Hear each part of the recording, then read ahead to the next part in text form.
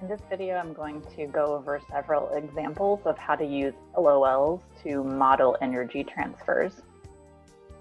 Here I have a kind of funny little video clip of an elephant jumping on a trampoline, and I've selected two different snapshots, which I've kind of frozen the video to illustrate what's going on. At snapshot 1, we have the trampoline is at maximum stretch before the elephant actually gets launched up. And then snapshot 2 is the elephant at his maximum height. In both cases, I'm using the center of the elephant as my sort of reference point for height measurements. Also, I did some Googling and found that Asian elephants are approximately 3,600 kilograms in mass. So I went with that number for the elephant's mass, and based on what I kind of think the normal size of the trampoline is, I estimated that the height above the trampoline that the elephant reaches is about 11 meters.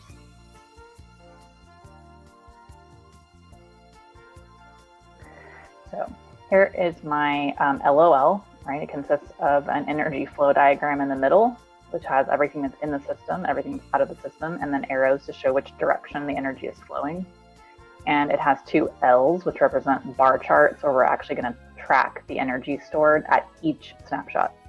So I'm going to go ahead and label this snapshot 1, and this one I'll call snapshot 2, which just correspond to the descriptions I gave previously. So let's start by filling out our energy flow diagram. Between snapshot 1 and snapshot 2, I've got things involved such as the elephant, the trampoline, always include Earth or Earth's gravitational field. And for this purpose, I'm going to go ahead and say that, I'll put a little asterisk down here. I'm going to say air drag is negligible. Maybe that's not really realistic, but for this purpose, let's keep it out of the system. All right, let's look at snapshot 1. I'll just go through the list of energies and we'll decide whether or not there is any energy stored. So for kinetic energy, at snapshot 1, the elephant and trampoline are both at rest, so there is no kinetic energy. At snapshot 1, I have to think about whether or not there's some gravitational energy. Is an object in the system separated from the surface of the Earth, or from whatever point I consider to be the zero height? So I need to make that decision. I'm going to go ahead and zoom in here, and I'm going to choose, because it's sort of traditional, I'm going to choose the literal floor to be my location where height is 0. I'm going to mark that so it's really clear to me in my other snapshots where I put the height to be 0. Based on that, it looks to me like the center of the elephant is, I don't know, it's the top of the trampoline-ish. So I'm going to go ahead and say that's about 1.5 meters above where I set height to be 0. So because the elephant is not at height equals 0 at that snapshot, I have to include some energy stored as gravitational energy, stored in Earth's gravitational field.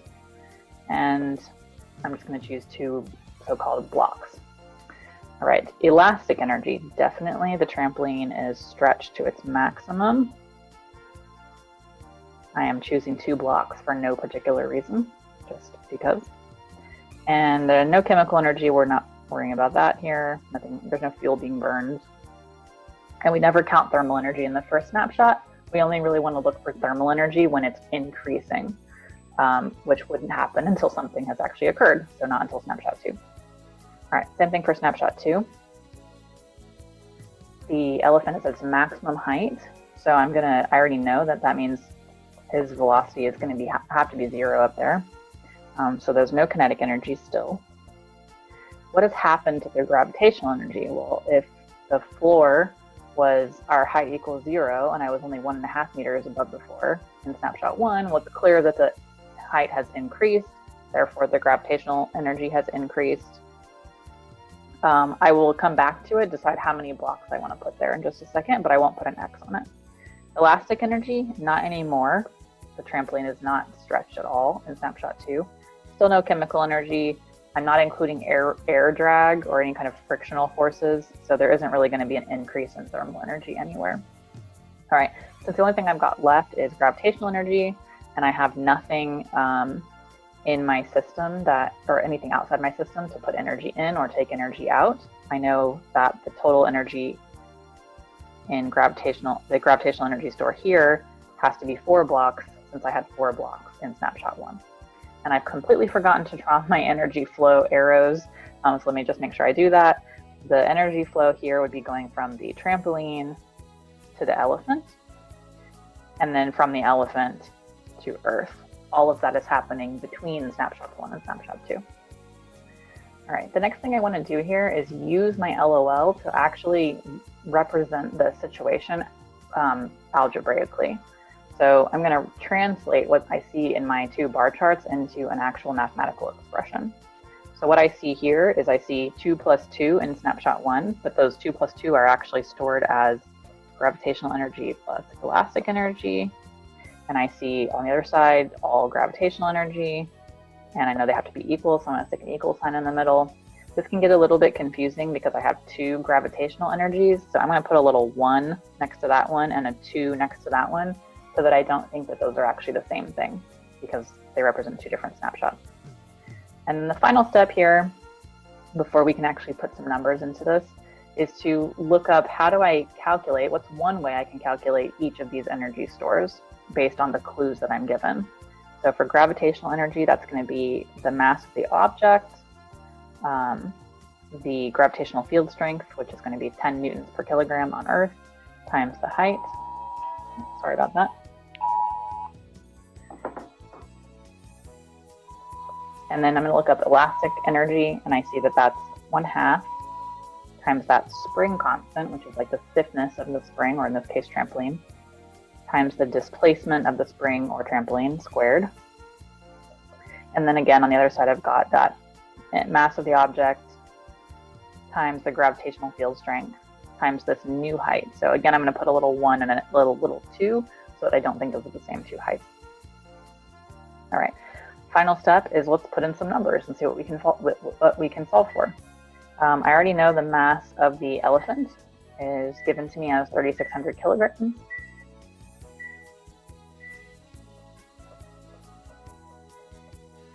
I know the gravitational field strength on Earth is about 10 newtons for each one of those kilograms. And I know that height in that first snapshot that I sort of defined up here is 1.5 meters. Right, plus 1/2. I don't actually know the spring constant of the trampoline. Maybe I can solve for that in a minute. I do know that it looks like I can guess about how much the trampoline has stretched. So again, I'm kind of eyeballing this. Maybe I would actually have a ruler in reality. I'm going to go ahead and say that that looks like about a 1 meter stretch if I'm calling that entire distance 1.5 meters.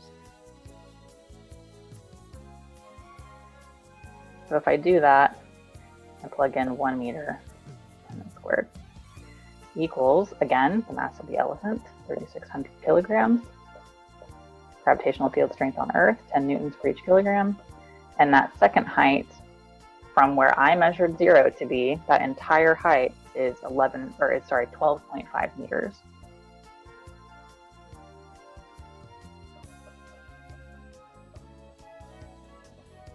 All right. And then I look at this and I think, what can I solve for? Well, the only number here that I don't already know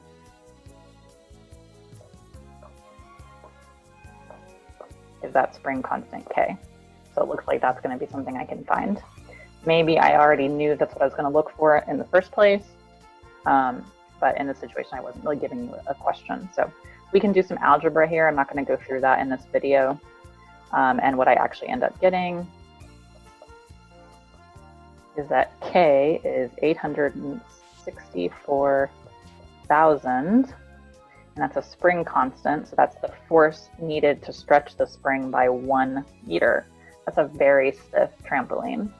But obviously it's launching an elephant awfully high, and this isn't really realistic, so that's okay.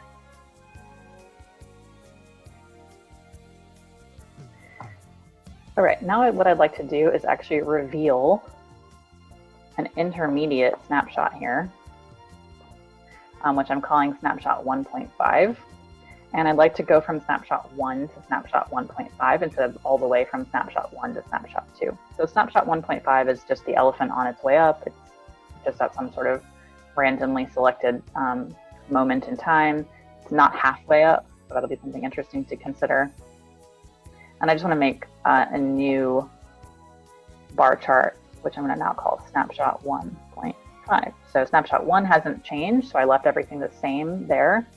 Now think about the energy flow.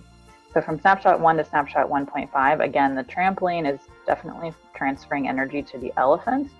And because the elephant is starting to increase its height, the elephant will also be transferring energy to the earth.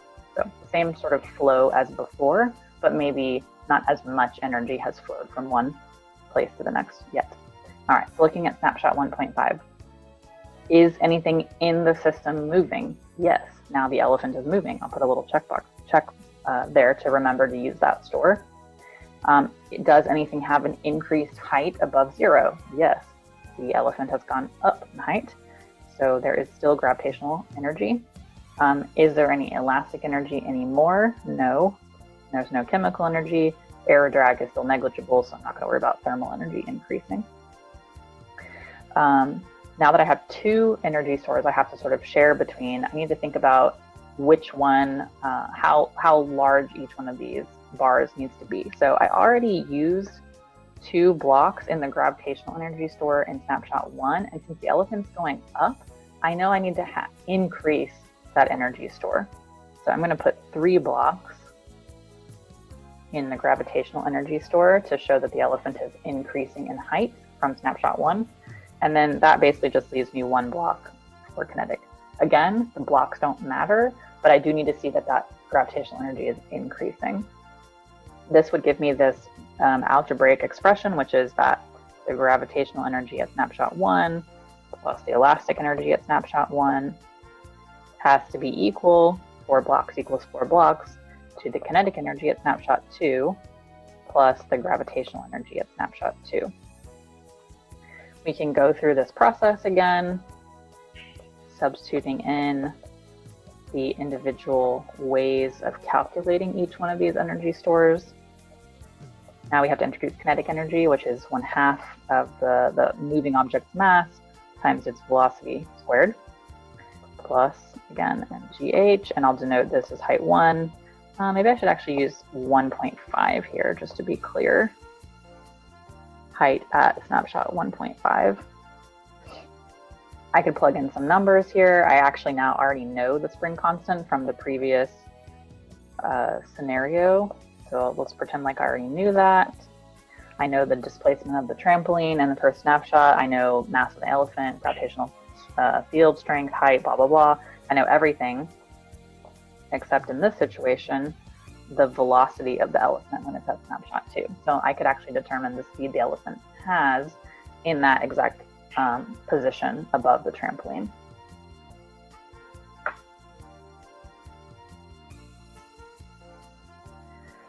All right, I'm going to go ahead and move back to looking at snapshot 1 and snapshot 2, but this time I've actually taken away the statement that air drag is negligible. So now we do want to actually include the air as a contributing object. I'm going to go ahead and put the air inside the system. And now let's think about our energy flow from snapshot 1 to snapshot 2. Again, trampoline starts with the energy in snapshot 1. As the trampoline releases, it transfers that energy to the elephant. As the elephant rises, it transfers that energy to the earth, but also to the air because it bumps into some air particles on its way up. So now I've got two different places where the elephant's energy has to be shared. All right, so let's look at snapshot 2. Again, there's no kinetic energy because we're back to snapshot 2 where the elephant's at rest at its maximum height. There is gravitational energy. There's no more elastic energy, no more chemical energy, and now we do have to worry about thermal energy because of those air particles that were bumped into along the way. So previously I put all 4 blocks in the gravitational energy store, but now I've got to share some with thermal energy. So I'll just put 3 here and 1 here. Energy is still conserved.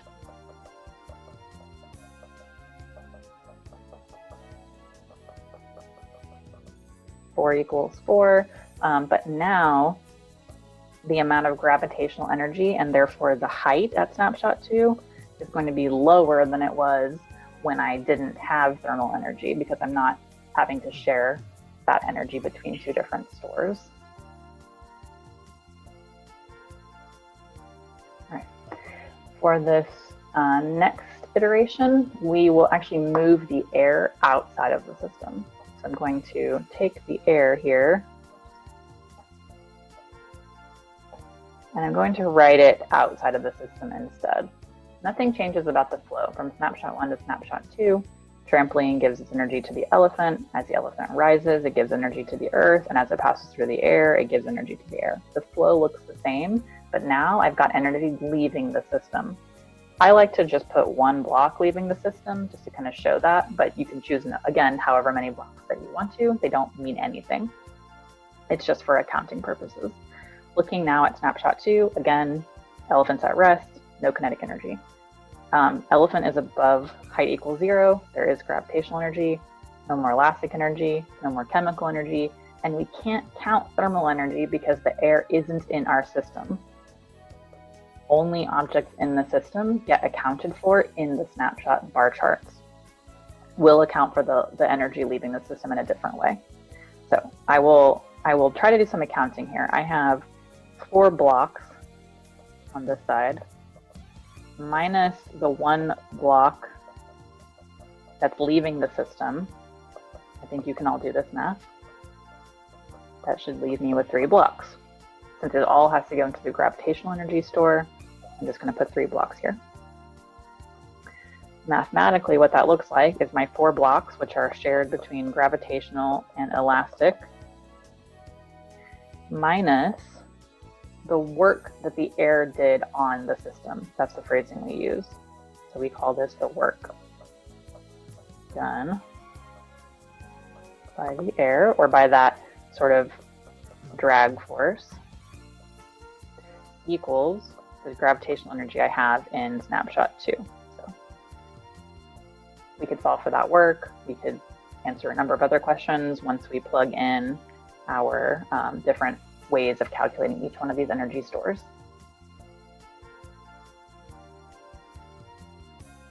All right, in this last question, I am going to once again make air drag negligible.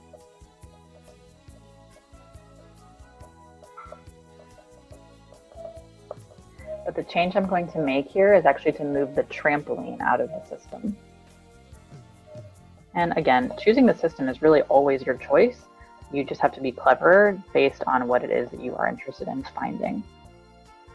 All right, so again, the energy flow starts with the trampoline to the elephant, then the elephant to the earth.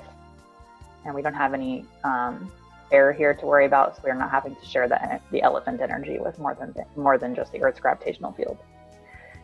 We have to take a look at snapshot 1 again. Nothing is moving still. There's still an object in the system with gravitational energy because the Earth is there and the elephant is there, so that's fine. But I can no longer count the elastic energy in my snapshot because it's not part of my system.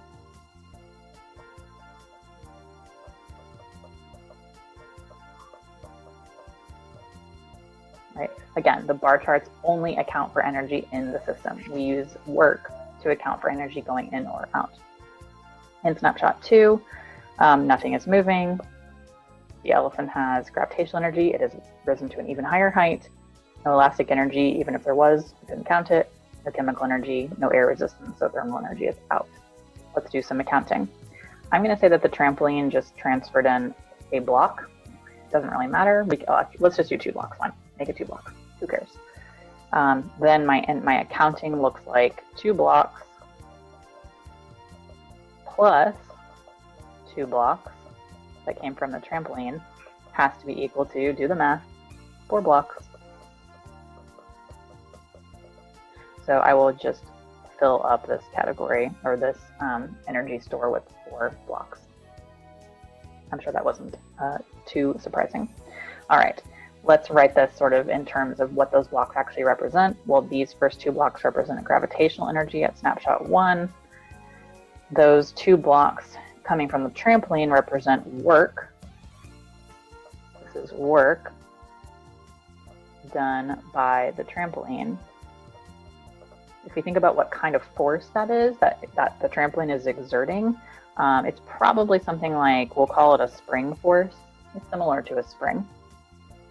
Has to be equal to the gravitational energy at snapshot 2.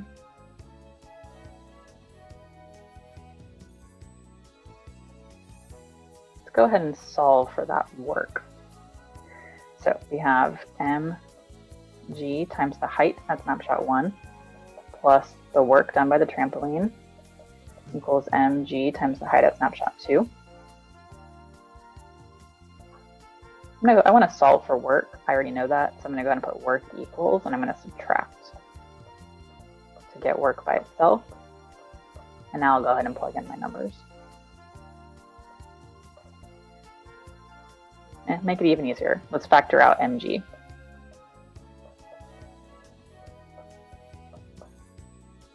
Okay. So I get that work, mass of the elephant, 3,600 kilograms.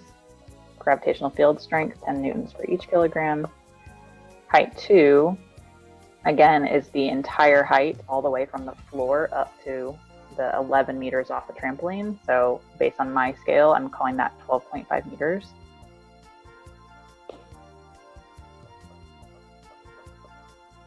Minus the height at snapshot 1, which was only 1.5 meters. And maybe I won't address this here, but maybe you can start to see why it doesn't matter where I set the floor to be 0, because when I subtract these two numbers, they're always going to be offset by wherever I set the 0 to be, so the difference will always be the same. Think about that. All right, and what I come up with here is 432,000 joules, I believe, yes, joules. This is work, so it just represents an amount of energy. All energies are measured in, energy is always measured in joules. All right.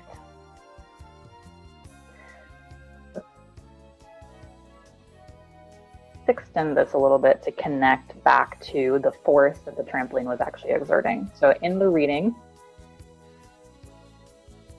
for what we did in class, you were introduced to the idea that if I look at the force that an object is exerting over the distance or displacement, over the position change over which that force acts, that the area under that graph is always going to represent the work done. So in this case, it's the force that the spring or the trampoline is exerting on the elephant. When the trampoline is not stretched at all, there's no force, and if we treat this like what we would call an ideal spring, this graph would be linear. And the slope of this graph is the spring constant. So in this situation, that the force that the spring exerts for each meter, which we determined earlier, was 864,000 newtons per meter. This is something that you would know in some other way, and most of the time, or many times, these graphs are just constant forces.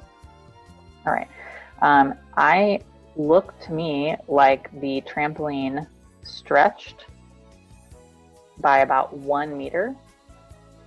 So I'm going to mark on here that sort of position of 1 meter, the position from where it would be unstretched entirely, would be 1 meter. And if I do a little quick thinking here, if the slope is 864,000 newtons for each meter, then that means that the force that the spring or the trampoline is exerting on the elephant at 1 meter stretch would be 864,000 newtons. Slope is rise over run, this checks out.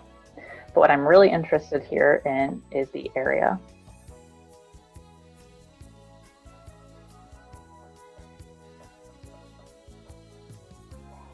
Let's check out the area of this thing. Well, it's a right triangle. So So I'm going to use 1/2 base times height. I've got a base of 1 meter.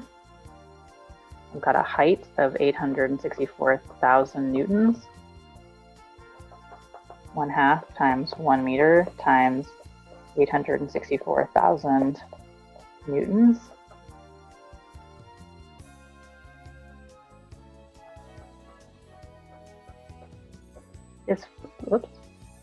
Is 432,000. This is kind of strange, but a newton times a meter is actually a joule.